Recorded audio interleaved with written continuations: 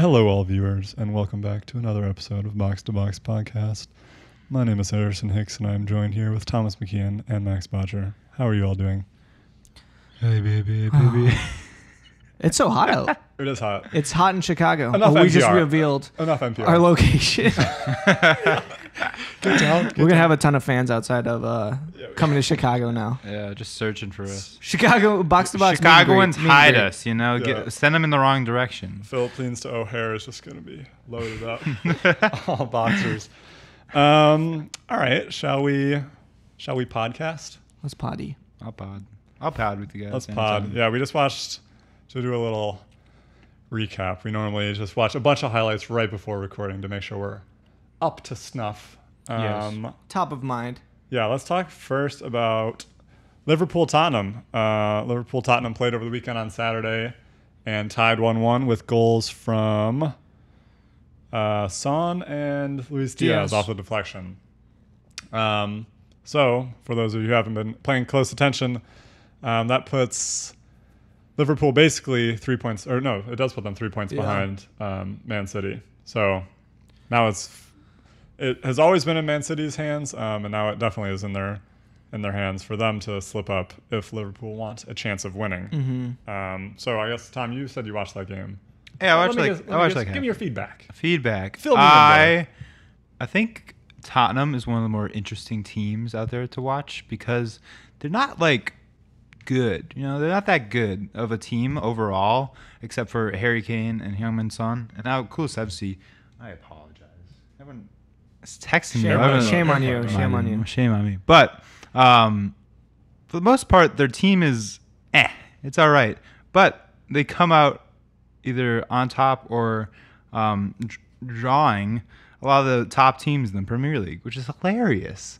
But it goes to show how good their counterattacking is and how good they are when they don't have a lot of possession because of Son and Kane and how good they are finishing. I was looking at their expected goals for the last 5 games. Of course I was. And they haven't beaten a team in expected goals in the last 5 games. But Wow. they've had, I think, 1 or 2 wins, a couple draws, and only 1 loss, even though they should have lost all of those essentially or drawn some of them, which is a testament to how they play. It's just like, we're going to get the ball to Harry Kane and Heung-min Son, and they're going to finish it. Yeah, I think they know their system because Tottenham, they're not bad. Like the rest of their team isn't bad, but a lot of their players are kind of bang average. You know, like Højbjerg is not bad, but he's not amazing. You know, he's no like Thiago.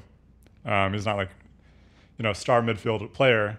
But I think they recognize that, and Conte recognizes that. But he also recognizes that Harry Kane and Heung-min Son have probably the best partnership in the Premier League, just of 2 attackers, how they play together.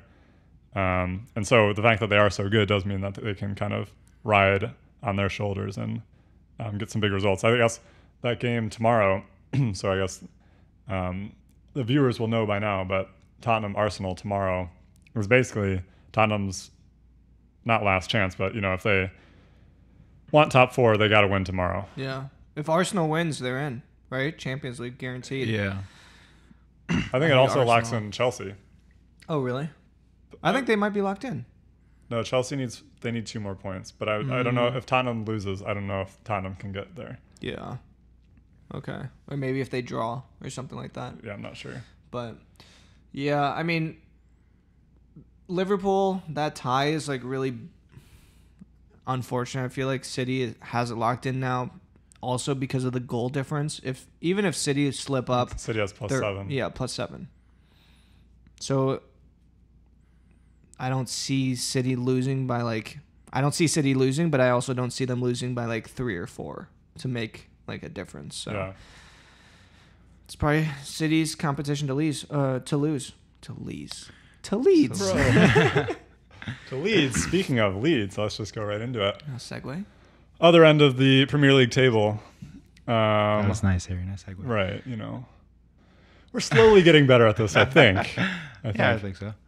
Actually, at the end of the Leeds game today, there was a now I'm going to forget it. The commentators had a good A good whatever, I guess. Words. We're podcasters. Exactly. No I can't even think of the words now, but he said Chelsea went from blowing a lead this week to blowing leads away today. And then he said, and they mounted to the challenge with a Mason Mount first goal. It was a little just bit much. writing down. Exactly. He had that queued up for the last half an hour. But I did think Chelsea played pretty well today. Obviously a big game coming up over the weekend with the FA Cup final against Liverpool. Chelsea have been a little bit here and there over the past month and a half. I think in my perspective, I think most of that's coming from the fact that all of the drama outside or off the pitch over the past 3 months, I kind of just feel like it's catching up to them, and they haven't really had too much to play for over the past couple months. That being said, this weekend they definitely have something to play for. And I think it'll be a good game. I think the fact that Chelsea won today, got some goals, was definitely needed with that 3-0 win over Leeds, who looked a very poor side today. And they doesn't look good for them, I guess. No. They look to be slipping. They're in the 18th spot now, and I have a minus, I think with this game today, a minus like 41 goal differential or something absurd like that, which is that's awful. Not great.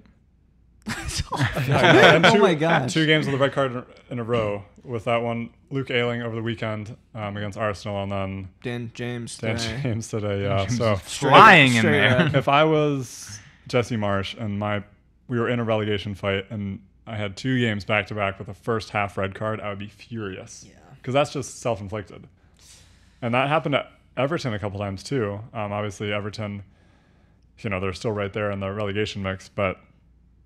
Yeah, very self-inflicted, very unnecessary tackles. I thought they looked terrible before the red card also.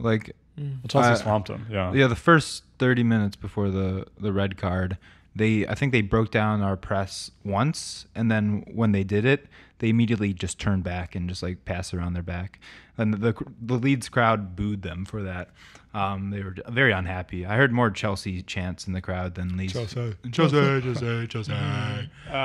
So unfortunate for that. And I feel bad for Jesse Marsh for inheriting this sad team, very sad team. And it's a similar team than when they joined the Premier League, but just a lot of injuries and a lot of just tired legs and players that haven't achieved their potential in the last couple of years. They look just like they're stalling or falling in form. The only bright spot was Rafinha. He always impresses me, but on the way out. Yeah, he's leaving, and when the team knows that's your only good player, Chelsea would just suffocate him, and he tried to do it all himself, and you can't do that. And there was times where he could have found a pass, but he chose not to, because why would he even try to pass it to anyone else? So it was a very sad team. I thought Chelsea looked okay. My issue with Chelsea nowadays is they're very kind of predictable in how we go about trying to score goals. We're we do some triangles with Reece James and Mason Mount on the right. We send it to Alonso, who crosses it in. And we kind of rely on individual brilliance, like that Mason Mount goal. I don't know. I think that Mason Mount goal, it was a great strike from him, which it can be that individual brilliance, but it was great team play building up to that with a nice layoff from Reece James. Yeah, you know I think the team building, but the team building isn't tactical trickiness. It's pretty basic. It's pretty just fair. 1, 2, 3. Even that final or that second goal. Who scored the second goal? Pulisic. It was kind of just us simply breaking down Leeds. And I don't think it's Tuchel's fault right now. I think Chilwell brings a lot of interesting things when he does those inside runs. I think our center mids aren't very progressive, or they don't attack the box to provide a lot more options in there.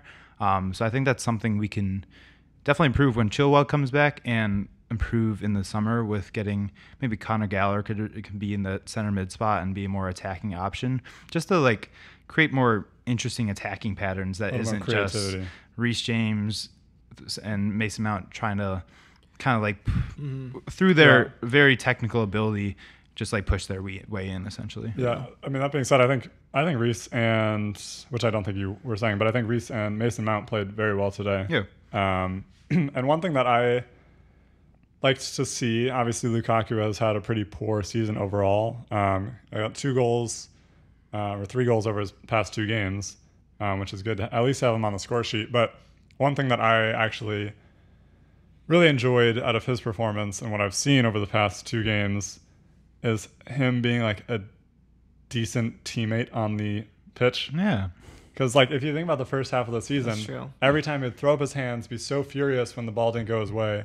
And this time, literally, because I noticed it and I started looking, and like every time the ball was either played towards him or someone chose not to go to pass him the ball and instead take a shot on or do something else, it was like the first thing he did was always put like a thumbs up, just to be like, you know, like I see you, basically. Yeah. Which I think is like the world of difference, and I think he needs to do that. You know, I think he was. I'm assuming that kind of period away from the team humbled him, and now he realizes he has to work to be part of this team. They're not going to build it around him. He has to fit in. Right. And I think coming to Chelsea, like they paid 100 mil for him. I'm sure he felt like I'm the man. Like people should be feeding me so I can score. Yeah. And like that wasn't happening and he wasn't playing well. And I think it's always good that underperforming players start picking it up towards the end of the year. So they're going into the offseason just with some momentum, I guess. Because you don't want to end the year just like playing badly like the whole time. It probably helps them. I mean, I have no idea if it's even possible to sell Lukaku or if they would, but it helps to at least have him have in some form. Not that I guess his price is still going to plummet regardless, but I think I agree, and I think actually the fans recognize it too. Like I heard them cheering for him. He like appreciated that, you know. Waited for them when he scored and whatnot. So I think it's good all around for Lukaku. If he's leaving on a good note, and if he's not, he's rebuilding some confidence within Chelsea. Sticking with Chelsea, I don't know if we really talked about the new ownership with Chelsea. Yeah, I wanted to talk about this. I don't know, Tom, you want to start us off with that or what you're... Todd Bohley? Todd Bohley? I watched the Dodgers. I can give them. Well, no, I think my main point that I won't hide behind what I want to say, which I think is pretty funny, is I've seen all this stuff online, like talking about the Chelsea rebuild. Mm-hmm. Like our team is freaking stacked. Yeah, a rebuild. It's not really like a rebuild. It's just buying new players. We're losing players. Like I guess in our defense and Lukaku, you know, those are 2 big, like a striker and defense. We do need some work over the summer because we're having a lot of defenders leave, and if they want to solve this Lukaku problem, assuming they will have to do something about that. But I think it's just funny to be using the word rebuild when we have one of the most like valuable teams on the planet. Yeah, but I'm here for it. I think so. I like new players. They're losing a lot of players defensively. There's probably going to be some changes up front and like just like the whole like rebuild, like they're having a new ownership, like that's probably like the whole thing. But I am curious to see like what Chelsea does, like what are their marquee signings this summer. Obviously they have holes in the defense that they need to do, but I don't know. I want to see Neymar to Chelsea. Yeah, I don't want Neymar. Neymar to Chelsea. I don't know if he can like physically play in the Premier League. Honestly, he'd probably like get injured. Actually, so I think we've talked a lot about defenders, and we're losing 3 defenders with Rudiger, Christensen, and Azpilicueta basically all confirmed now on their way out. And I think it's kind of funny because I haven't seen any rumors for Chelsea buying any defenders. Oh, no. Yeah. And obviously we've seen a lot of rumors over the past summer for Jules Koundé. So I assume that's still there somewhere. But yeah, I think it's kind of funny that they're not talking about defenders at all. I saw rumors for Christopher Nkunku and... I want Nkunku. Yeah, I know. And Darwin Nunez. Why? I saw we were leading the race for Darwin Nunez. See, now is the time where like all these like crazy rumors start. Oh, like yeah. we can talk about this a little bit, but like all the transfers, all the rumors, like everything's starting now during the summer, and I love it. Yeah, I love this time. So I know if we talk about those 2 players quick, I think Nkunku much more than Nunez. I think they both have scored so many goals this year. I say that I would prefer Nkunku because, well, first off, he kind of came through the same system playing in Germany as Kai and Timo, and Pulisic even. So maybe that would help him, fit in with them. But I think more importantly, he has a little bit more of an established career than Darwin Nunez. And not that Darwin Nunez isn't spectacular, but I would like to see Chelsea buy someone a little bit more established. If we're trying to fix a problem, if we were trying to add to, this is, I guess, assuming that we're going to sell a couple wingers, which we talked about on quick questions on Box to Box YouTube. That's a quick plug. Nice plug. Throw it up on the screen. So I think that'd be good because assuming we're going to sell a couple of those guys, I want someone a little bit more established, and I guess that either one of them would be great. Basically, is what I'm saying. But I think Nkunku would be perfect for that floating 10. He can play center mid even deeper, so I think he would be pretty good. Yeah, that would be a great marquee signing. But I want him at Bayern Munich. But I don't know. That probably won't happen. Cool. Tom, any flashy rumors? Any marquees? Oh, I don't know. No, I don't really follow the rumor mill as much. But I feel like Chelsea, they still have a financial fair play problem. We were supposed to make 90 million. I have not heard any word of that online. Yeah, no one talks about it. I'm the only sensible person here. We gotta build for the future. We need our finances in shape. Screw the books, okay? Everyone's players. We're gonna get Darwin Nunez. We're gonna screw the Haaland to City deal. We're getting Haaland as well, and we're getting Nkunku, and that's coming this summer. No, I think unless there's some crazy accounting that Chelsea's gonna do. And I'm just completely wrong. I think we have to sell a decent amount of players and be relatively frugal at least for this summer, and then the next we'll reach that three-year financial fair play mark, and then we can kind of build in the future. And I'm worried that Todd Bohley doesn't understand that, or the Chelsea board doesn't understand that, or they don't care and they'll take the sanctions, because usually I'm not sure how strong UEFA's financial fair play sanctions actually are.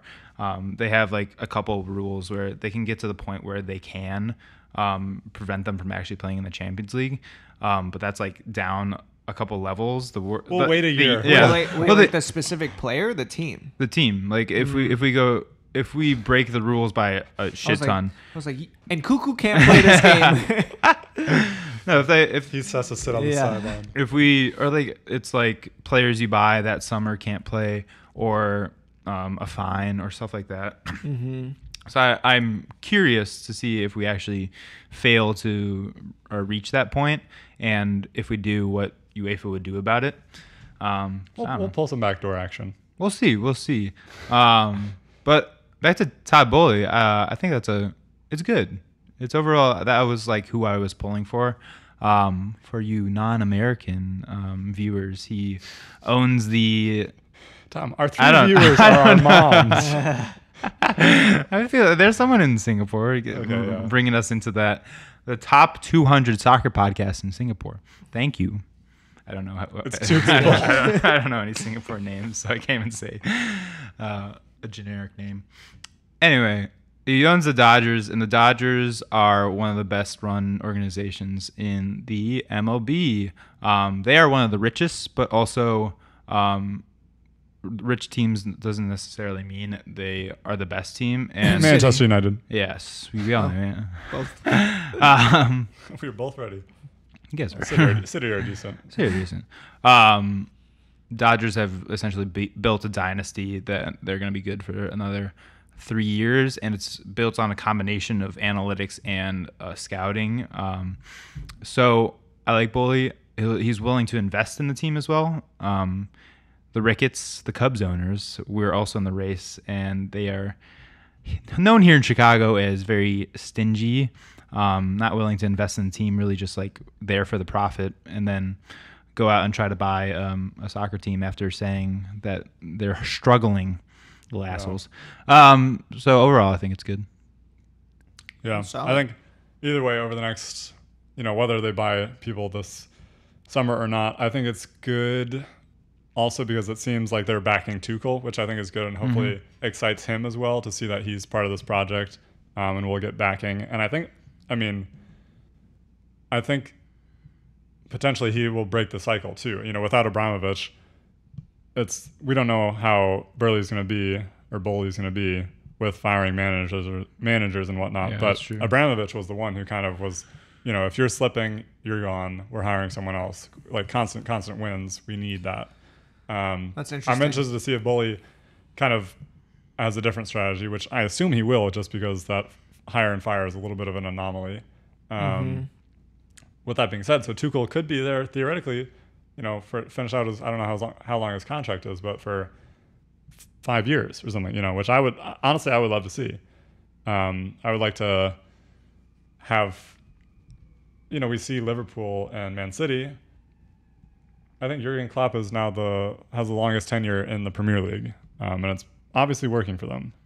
Similarly with Pep, so that's a strategy I can back, or I would back. Yeah. Yes. That's interesting that like how hands-on Abramovich was, because there are also a lot of owners that are very like hands-off. Like you hire people to do a job, and a lot of owners are like, yeah, I'm the owner, but like they're professional scouts, your sporting director, like all these people, like they'll make the decision on like the coaching and stuff like that. So I'm interested to see like how hands-on he is with the actual like day-to-day like operations, I guess. But like he also has other responsibilities like the Dodgers, and I'm sure he's doing like a lot of other things too. So that'll be interesting. General businessman activities. Yes. Grubhub. Is he Grubhub? He's a Grubhub driver. Oh, I thought it was. Yeah, that's a side hustle. I was like, did he was the founder behind Grubhub? No, just some extra cash. Yeah. Extra cash. Yeah. All right, Tom. I heard you mention a certain Erling Haaland in there somewhere. So huge signing, right? Yeah, pretty big, yeah. Erling Haaland has been touted and as one of the biggest signings of the past couple of years, is one of the biggest strikers and talents in world football. And he is going from Dortmund to Man City. 5-year contract. It'll be interesting, I think. I don't know, because I'm like off the bat, obviously he's a phenomenal striker, has crazy goals, but on the other hand, he's a very like out and out striker, and Pep hasn't played with a striker for the past 2 years basically. That's not their system at all. Their system is very different than Dortmund, so it'll be interesting to see how that plays out. And that being said, I have no doubt that he will succeed, but I also wonder if it's going to take a little bit or if it's going to happen right away. So I'm kind of excited to see. It's going to happen right away, I think. Yeah, I want to hear Max. I think it's the perfect place for him, because the way City plays is attacking football. Even though they haven't played with a striker, the way they play is looking for the extra pass, and they just haven't had a striker. And like now Haaland's the striker, they're going to be looking for Haaland in the middle. I think it's perfect. And like Haaland is like prepared for this like his whole life. I think the bargain that they got, I think it ended up being like 60 mil or 63 mil, and it was rumored to be like 75 mil. His value is like upwards of 200 million. So Haaland could choose pretty much wherever he wanted. Madrid, City, those were the big ones. And I think this is like massive for City. Like this is like, it's him and Mbappe are like, when I think of the next 10 years, who are going to be the next best players, like he's one of the two. And he has to play Fulham now that they've been promoted. Yeah. That's tough. Tough for him. Tough for him. Is that what you're thinking about this entire time? No, I heard those all these rumors. Haaland's got to play Fulham. He's got to play Anthony Robinson. Oh God, will not end well. And he's making a ton of money too. So that's true. I mean, I guess I've talked about. I think 24 mil a year, same as De Bruyne. They didn't want to put him over De Bruyne, which is understandable. Like the new guy coming in, like he's 21 years De Bruyne old. Scored 4 goals today and did the Haaland celebration. Celebrated. Yeah. Haaland's really big into yoga. De Bruyne scored all 4. Yeah. 4 of the 5. Hat trick in 24 Sterling minutes. scored the other one. Oh my god. Yeah. Meanwhile, so they're cruising basically. City's cruising and then just bought the best striker in the world, or Yeah. one If of you them. don't win the Champions League, you just go out. If you buy Grealish, don't win. Just buy Haaland. Well, By okay, so the I way, guess yeah. like Who's next here? I think obviously like I'm not doubting Haaland, but I am saying it will be interesting because a lot of these big moves that we've seen recently, we've seen Messi go to PSG, we've seen Grealish go to Man City, we've seen Lukaku go to Chelsea, and none of those have really played out to what we thought they would. And so I guess I'm just interested to see. I'm interested to see if it does click right away for Haaland, which I'm kind of thinking it will, just based on how he's been playing in Germany. But I'm interested to see if it is that much different than Grealish and Lukaku and Messi. Obviously, there's some details in all of those situations that make them different. But it'll be. I'm interested to see. Max, do you know how Dortmund attacks? And if it's like similar anyway? Like It's just Haaland. Does Haaland does he like ever come out wide? Does he, or is it just more direct? Haaland could do like some playmaking. I think he's a really good passer, honestly, which fits perfectly with City. And basically what they like to do a lot of times is Haaland drops in, takes a pass, and then he just runs. He literally just runs, and like Marco Reus or someone tries to play like a through ball to him, and it's just like very attacking. When you have De Bruyne making those passes too, that's pretty lethal. Yeah, it's lethal. I think it's gonna be a different style. Like that reminds me more of a Real or like a Liverpool, a lot more direct, and Man City likes to hold up. But also, I feel like he has a lot of like off the ball run skills that he can just wait for De Bruyne to whip a pass in and then get away from his defender and be there. Right. I can imagine. I can just picture just like pass Anthony just Robinson like is in. yeah.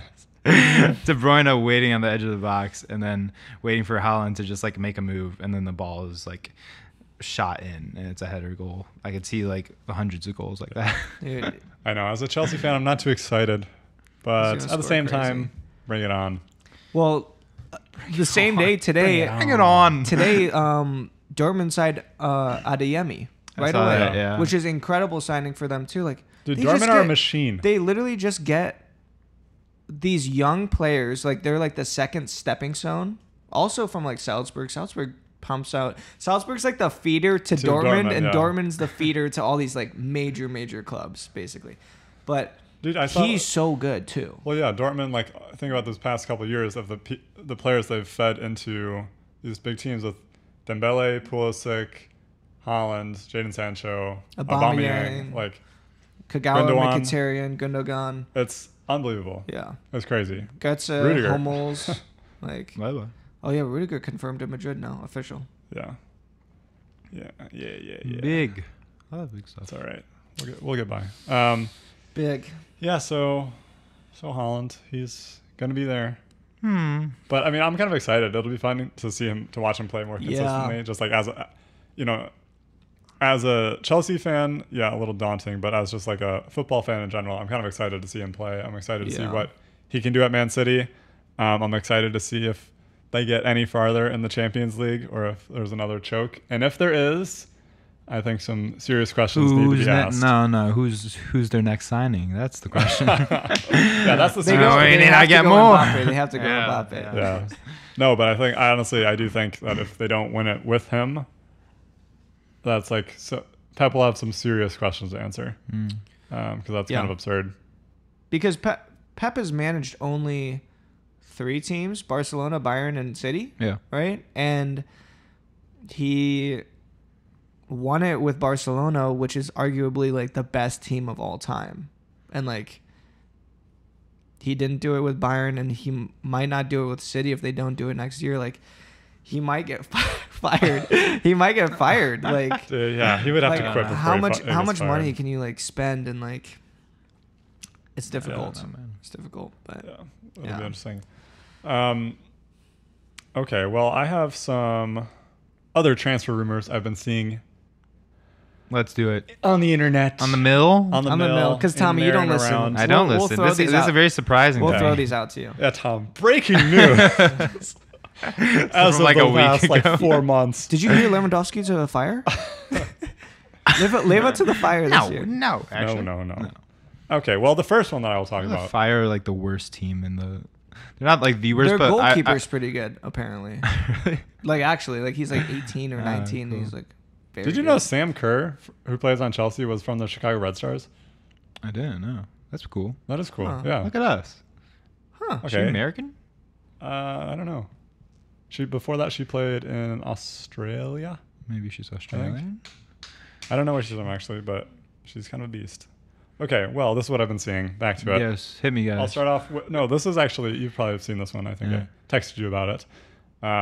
With Philippe Coutinho going to Aston Villa for 21 million euros. Is that a rumor? I thought it was That's, like, confirmed. confirmed. Yeah. Confirmed. So that's Yeah. not as much of a rumor. That's just a signing that's happened.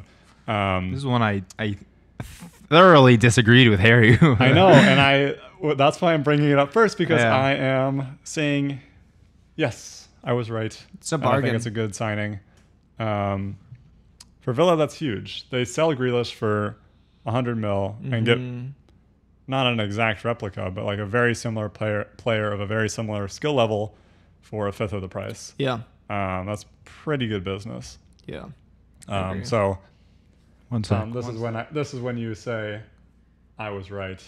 He's making over twice as much money. Put away the number. I'm bringing up the number. He's making over twice as much money as the second highest paid player. How He's much was Grealish making? I'm curious to see what Grealish's contract was at Villa. Okay, give me a few minutes. I'll be over here. Yeah. Right now, Coutinho's making 350K a week, That's absurd. which is over twice as much as Digne, who's making 160K a week, which is their second highest. That's also huge. Which is big for Digne. But Yeah. that's my issue with the transfer is it's more than the fee. It's you're paying Coutinho a crazy amount of money when you could give Villa has a lot of players in those positions. Who else do they have? I think, but also like Coutinho. Bendia. Okay, you can go. Coutinho is like one of the best playmakers in the world. Yeah, he's a great player. So to get him on your team, like, yes, it's a huge fee or like a huge wage bill, but the fee is an absolute bargain. Yeah, And I think the fact, like, yes, they sold Grealish, and it's not like they're, obviously they're still spending a lot of money, but I think that's a huge replacement. I think Villa they want to grow their team. I think I saw they haven't finished in the top 10 in the Premier League in something like 11 years or something like that, or maybe even more. So they want to grow their team. They got to spend money. And yes, there are other options. They could be a little bit more creative, but I think seeing Coutinho there and his connection with Gerrard and his connection to the Premier League, I think that's a pretty good deal, even if they do have to spend for it. But I think the reality is you kind of have to spend for talent. So I will let you see if you can find Grealish's Yeah, I'll find it. contract. I will but say that his contract is up at the end of the year, so they might have to knock it down. Yeah, they'll probably knock it down. Yeah. But it's a good deal only if they build around him, because I feel like you can't just have him on a shitty team and then you're just like paying him Right. money for no reason. That's my thing. Like, I don't know how old he is. He's maybe like 30, 31.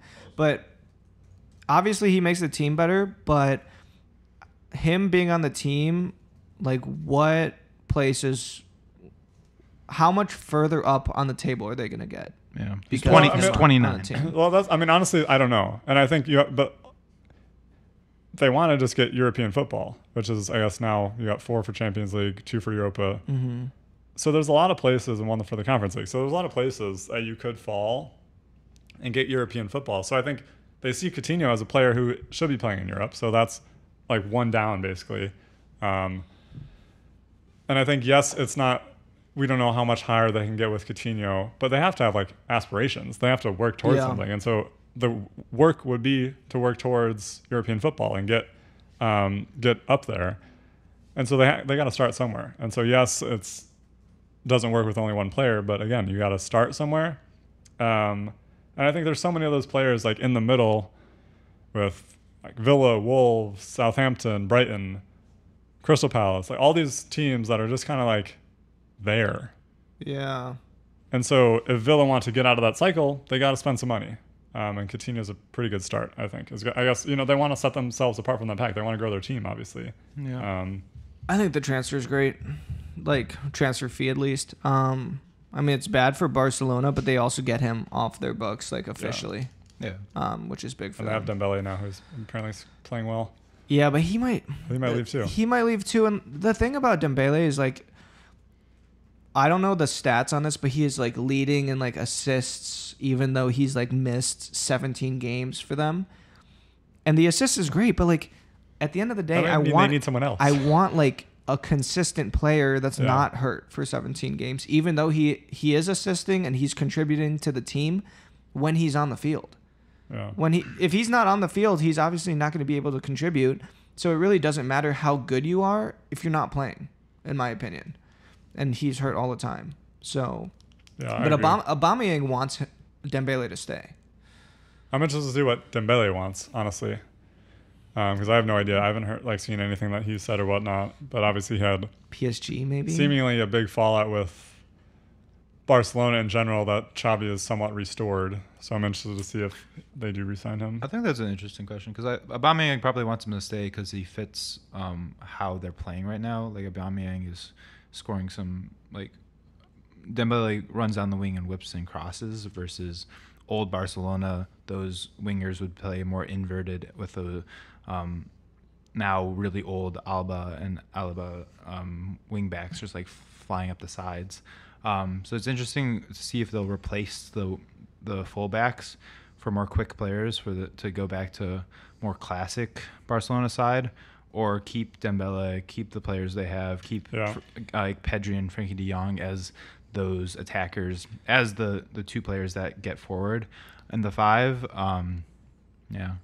We'll see. Well, Tommy, you might not have heard this, but Frankie de Jong might also be leaving. I know nothing. Frankie, and this one makes probably the most sense. Yeah. But to United, he can pair up with Van de Beek, and Erik ten Hag is the coach. Yeah. That's honestly perfect. And I think ESPN posted something today. They were like, it was a quote of Frankie de Jong in March saying, like, I love it here at Barcelona. I'll sign a 6-year contract today if they, like, want me to. And now it's like the opposite. Let's see. It's like literally the opposite. Like his team is in flux and Man United's in flux. Like if they get de Jong, they're gonna, like, he doesn't fit into their 4-2-3-1 at all right now. Like maybe into Barca's? Into Man United's. Okay. He fits into like Xavi's Barcelona right now because he's kind of a center mid that gets forward. But is he going to be in the double pivot at Man United or that? Completely. I think they'll build around him. I think Ten Hag is going to completely change it to like a 4-3-3. They're going to probably get rid of Pogba, Matic, Mata. Yeah. And I don't know what's going to happen to McTominay and Fred. Mm-hmm. Cavani and Ronaldo might go. Yeah. So I think if they get De Jong, they'll build around him. Yeah. Yeah. So I think that'll work. Go for it. I was just going to say, any good manager, I feel like, should build around the players they have, not around, like, the way they want to play, I guess. So, like, if you have great players, you should play to their strengths, in my opinion. But if you don't have great players, like United, then you sell them all and buy a whole new team. I think if you're a new manager and you don't have the kind of financial backing like United, you're forced to kind of, because like tactics are just how you set up your team. It's still 11 on 11. So if you have a team, you should like create tactics to fit the roles and the skill set of your players. But if you have Manchester United's money and you want to revamp this team that hasn't won the Premier League in 10, 15 years at this point? United? Maybe? No, they won like 5 or 6 years ago, I think. Really? Or maybe not, like 7 like, or something. I think like it 10 wasn't that years. long. It wasn't. In the 2000s, maybe? No, it was earlier. It was more recent than I believe.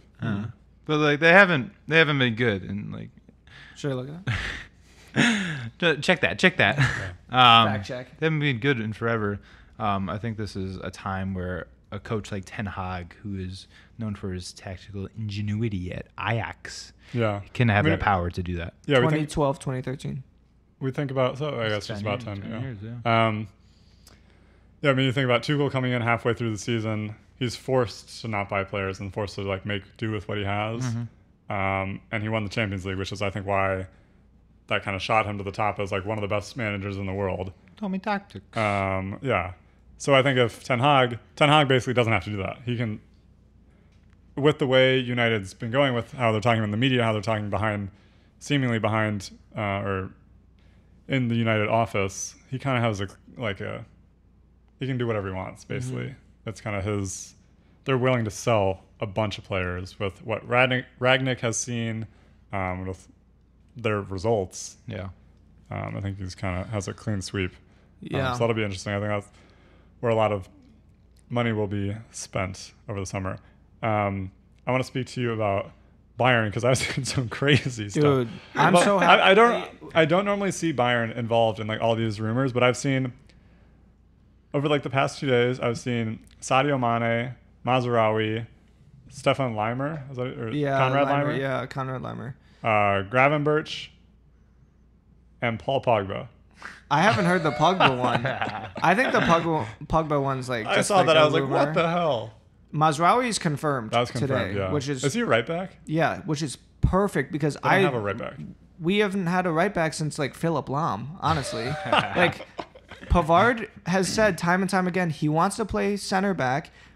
Pavard is a center back player. He plays right back for Bayern and he plays right back for France, and he's not a right back. Like he's not a right back. Maybe he is. Like maybe at this point he has to accept it. But. Yeah, I guess. But Mazraoui is so good, and it's on a free, and he can go forward like crazy. Like him and Ziyech when they were playing like together, unbelievable on the right side. So I think for Bayern, that's so good.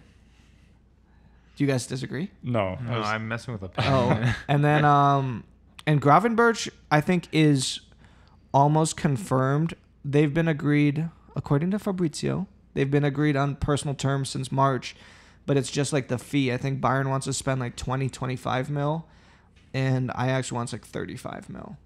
So, but I think that'll end up happening too. We could see like Tolisso leave most likely. Pogba, I don't know. I think Leimer's a weird one after Sabitzer. How that hasn't really worked out. I feel like it's kind of weird to go buy the same player. Yeah. Leimer, and I know the sporting director at Bayern, he said like we don't comment on players that are like not under contract. But I think Sabitzer is going to stay one more year, and I don't know. I wouldn't want Leimer. It just seems weird since he's from Leipzig too, right? Yeah. So and they play like basically the same position. Yeah. And like they're both very good, or Sabitzer more so at Leipzig, but they basically play the same position and kind of have the same output. Yeah. So it seems weird to just kind of double like. I think we have other needs. Yeah. At this point, like. Well, that's what I was. It's striker, all center mid that I've seen. It's all center mids, but like also like we don't have anyone else besides Goretzka and Kimmich, really. Like Sabitzer, Musiala has been playing center mid, but he's really like a winger or a cam. Yeah. That would make sense. That's why I think Gravenberch would be really good. Yeah, I think he'd be great. Or Pogba. But like Pogba's like 33 now. Like, what do we need Pogba for? Well, I mean, I don't know if like age matters too much with what Bayern are looking for. I don't know. Yeah, I mean, if Pogba's fine with coming off the bench, I mean, he's been coming off the bench, I guess. I mean, they could probably put him on a 3-year contract and be totally fine. Yeah. I think they've done that. We've done it with loan players before, but we've seen them sign older players who are a little bit out of form with. Vidal and James and Perisic. I think we could see Bayern get another center back and then striker. Like if Leva leaves to Barcelona, which it sounds like he wants to. Well, I have not seen that. Like Leva to Barca? No. That's like constantly. Different mill. Wait. Yeah, no, this is like a constant thing. Like Leva to Barca, like I think it's like he wants to go to Barcelona, and Barcelona want him too. How many strikers have they signed in the past year? I know. Like, they had Memphis last year, Aubameyang, I mean, Torres, like, on the right. But, like, I can't figure out what Barcelona's plan is up top because they have so many different attacking style players that play completely differently, honestly. And now Ansu Fati's back, and too. none of them play, like, Barca football, basically. No. But I kind of want to see Lewandowski leave. His contract's up next year, and I think... if he leaves, it'll probably be only for like 40 or 50 million. Yeah. If I'm being honest. Yeah. So he's 34. How many does he have a couple years on his contract still? Just one.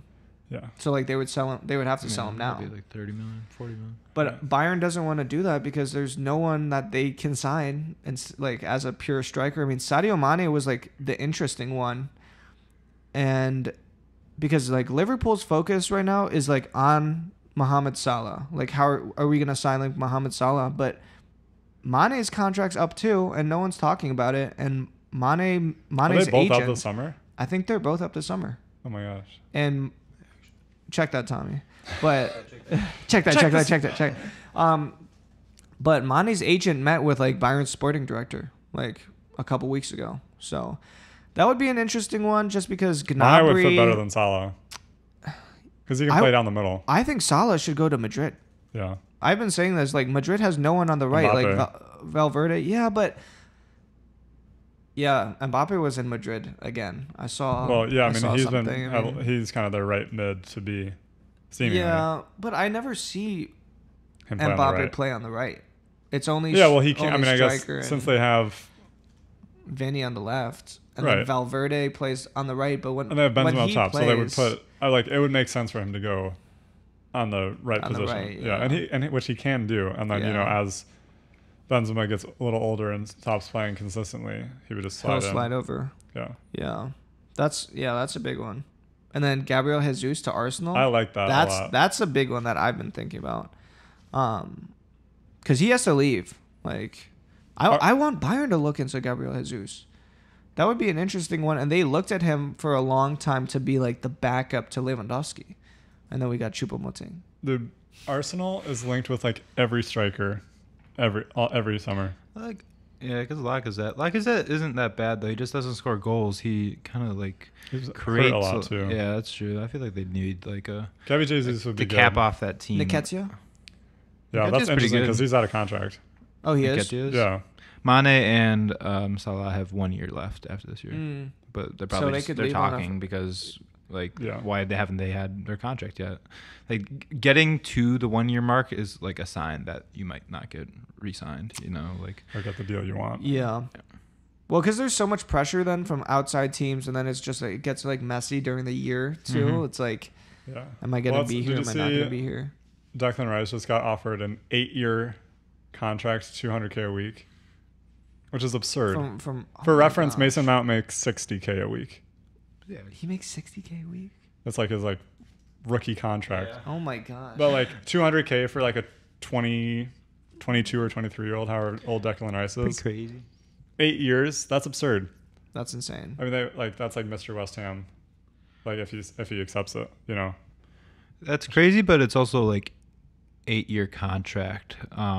That's like locks you in at 200K, Yeah. which isn't amazing, but that's like pretty high level for all that. That just secures you money. So Yeah. it's not like an incredible contract because it locks you in, but It's a preference thing, It though. secures like money for the rest of your career. Yeah. pretty much. Yeah. I mean, I think that's more of a choice of where he sees his aspirations. If he sees himself as a West Ham player forever, or if he sees himself wanting to win the Premier League or the Champions League, which he's not going to do at West Ham realistically. Right. Mhm. So I think that's more of like a career choice of what he wants his career to look like. Yeah. Well, Moyes has said that he's not for sale, and if he is for sale, it's 150 million.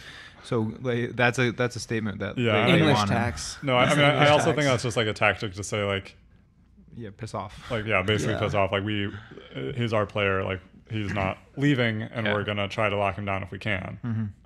If they were to actually sell him, they're not gonna get 150 million for him. That's what Tottenham did with City with Harry Kane. They were like Yeah. 150 mil for Harry Kane. Yeah. Yeah. And City was like, no.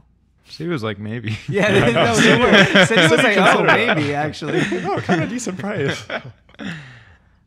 Did you see there were like these memes with like, because Rudiger's going to Madrid now, and they play Liverpool this weekend, and they were like, Rudiger, like, do it, like, injure Salah.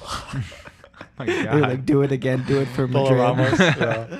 The Madrid faithful are lining up to cheer on Rudiger. It's crazy. Yeah. That game's coming up. Did you guys watch the Inter Copa Italia? Inter versus I watched Juve? I watched the important part. I watched like the second half and then Yeah. the overtime. We watched the highlights We together watched- right before this. But Yeah, you're right. Like we haven't had this yeah, conversation. did you guys watch this? 10 minutes ago? No, this An is hour ago. this is pretty cool. Inter win Copa Italia, ending their 11-year drought. And then last year they won the Serie A, which ended their 11-year drought of winning the Serie A, which is pretty cool. That is cool. Both taking it from Juve. Yeah. So how would you rebuild Juve? I feel like Chiellini just actually said he's like leaving. It's like he's going to the MLS. Yeah, MLS. Hell yeah, I'll go see into Miami Chiellini game. Yeah, dude. They have to get rid of Allegri. Yeah. Because they need some new ideas. They got rid of Pirlo. Who was before? Pirlo was an odd choice to be. Pirlo was too young to take that job. Yeah, and Allegri's wrong. I think I think Allegri, they tried to rebuild what they have, and that's not working either. So I think they need to like cut their loss basically and try to start a new project. A more modern club. Yeah, that's more of a rebuild than Chelsea. Like that's like Chelsea's like a faux rebuild. I think. Oh my god, there's like so many problems with Juve. I actually don't even know. I think they need like a facelift. Basically, like they need to kind of reestablish themselves. Yeah, and they have to take a couple of years to do that. I think. I mean, I think that's just kind of the state of their club. Yeah, and their talent. They're playing a 4-4-2. Who plays a 4-4-2 nowadays? Exactly. That isn't like a playing with defensive Allegri. side. Yeah, and Allegri was great with Juve, but they've grown out of him. Or he's, I think it's time to the game cut has your losses, grown out of right? him. Yeah, of Allegri. Yeah. So I think they got to do that because you see what Inzaghi's doing at Inter, and not that I think Inter has a better team than Juve do, but it's kind of come out of nowhere. Mm-hmm. And it's not like Inter have individually these like crazy players, but they put them together and they make a really good team, which is what Juve don't do. Juve have a lot of good players. Juve do have a lot of good players, but there's no result or like convincing output. I wonder what Juve's like academy is like. Are there like a lot of like young players coming out of Juve, like getting playing time? I think they all come from Sampdoria. Like they all like Fiorentina. Sampdoria, Fiorentina, Empoli. like all these like smaller teams, which I guess you could say like Bayern does the same thing, but like Bayern has a lot of like academy players like Kimmich, Muller, Alaba. Alaba's not there anymore, but like we also buy a lot of players, Musiala. Like you need to have a combo, and I think that needs to like start very early because what Xavi's doing with Barcelona, like these are all like young academy players, Gavi, Pedri, and you have to have a mix because you can't just field a team of 18-year-olds because they're not going to play well. But if they can have more established players like Vlahovic, I think is a great pickup, and I think he's an incredible striker. He can be incredible, but then they need to build like the rest of the team, like Dybala. You were saying they have to start with their midfield. I think, Dybala, but I think it's the bigger problem is their midfield, and it's weird that they sell Kulusevski and Bentancur, who are now playing so well at Tottenham. Yeah, exactly. It's just a little strange, and I think maybe they didn't work with Allegri and they didn't work with the system, but like. I don't know. Yeah. I think they need to like kind of. They need to take a lemon head and get some zing in them. The rumor for that, the rumor for that one though, Christian Pulisic to Juve, I think could be good, like very good for them because. I don't know. Puli's only like 23 or 24. He's a young player, and he's not getting like consistent playing time at Chelsea. So like I think he would be a starter at Juve, honestly, for what they have right now. Yeah, I mean, I think we talked about this. I think the best thing they could do is get Jorginho, who like maybe is not the most exciting player, but I think it at least gives them some like something to build on or build around. Structure, yeah. Mm-hmm. Yeah, structure. Well, I mean, probably what they need, I guess that's what I keep saying, is that they need to get rid of Allegri. So probably what they first need to do is figure out if they're going to get rid of Allegri and get someone else, which I don't really know if that's feasible or what they will do or not. But it's interesting because I think that's the best way to help them out. Now would have been like the perfect time to get Pirlo to coach. Like if they commit themselves to like, okay, we're not going to be competing for a What other coaches League. are out there? Zidane? No. Pochettino? Poch? Maybe. I don't know. Poch could be, actually, that's not bad. That could be I kind of like that. I don't know. I don't know where Zidane would go. Zidane keeps being rumored to PSG, I thought, at least. Which makes sense. I mean, he's kind of a player's coach. but Poch isn't really, and I don't think that's what Juve need either. I mean, Juve are like a pretty.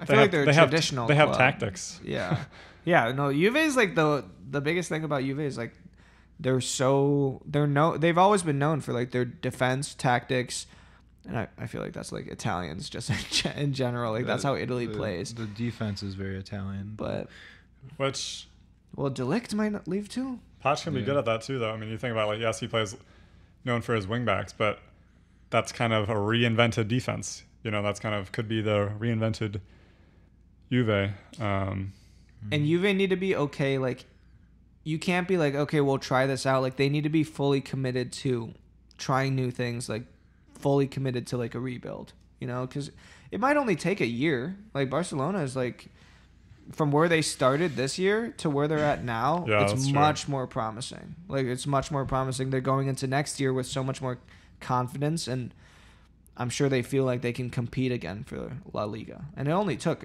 half a year. 6 months, yeah. I'm excited for next year because I feel like I know, me too. I like building up. Yeah, I like when there's a lot of changes, especially like as much as I hate Manchester United, it's at this point I don't even hate them anymore. It's just like kind of sad to like watch them. You just like, dude, I feel I don't. Yeah, I don't care that they're losing. I feel bad for their fans, honestly. Right. To watch your club just like not fight at all and have no spirit is like so disheartening. Yeah, really disheartening. But I'm excited to like see how these clubs bounce back with these new players, and I like just like seeing players move around and coaches move around and see what they can do in each situation. We get to watch manager mode IRL. It's crazy, Oh man. gosh. No more FIFA? Another FIFA. It's No like more it's EA still Sports FIFA. FC? Is it? Yeah. That was Yeah, called? FC, That's ugly. I'm I'm switching to Pez. No, Pez is no longer either. This has a different Pez name. is done? It has a different name too. Let's play Football Manager. No, but Tom, I agree. I think we should try to wrap this episode up. But I think there are there are so many players on the move, out of contract, so many teams that are in need of a rebuild. So it'll be. I mean, I guess this episode almost turned into a summer transfer rumor summer mill. hype up. But I think a lot of stuff could happen. There's a lot of transfers and teams, like I just said, that And people are getting older. we'll be switching around. Like, honestly, like I was thinking about this. I keep seeing those TikToks of like the end of an era. The end of an era. I mean, like the World Cup is this year, so there's going to be a lot of players where this is like their last World Cup. But all the players that we grew up watching are like these are their last years. It's our like our Messi, Ronaldo, Ramos. Our prime Chiellini. FIFA years was like 12 to like 16. At least mine. That was like when I really played. You don't play FIFA anymore? Not really. Yeah, Honestly, no, not embarrassing. I'll get back into it now that it's EAFC. But like that, those are the players that like I really grew up watching. Is these players that are going to that's retire. why I was telling you guys. That's why I really like watching Inter, because they have all these crazy players like Alexis Sanchez and Perisic and Vidal, Çalhanoğlu even. Like a lot of like players that are just like exciting to watch, and I'm just like, oh my gosh, like. Or even watching. That's why the Europa League is so fun, because I watch all these players. I'm like, oh my gosh, like Mario Götze, like what? He's still playing. True. That's fun. That's why I like watching Benfica, and it's Vertonghen and Otamendi. Otamendi. Yeah. Some banter. That's crazy. Alrighty, let's wrap it there. So, thank you everyone for listening. I hope you enjoyed our Box to Box podcast today. I enjoyed it. Yeah. And we will see you all next week. Perfect. All right, peace.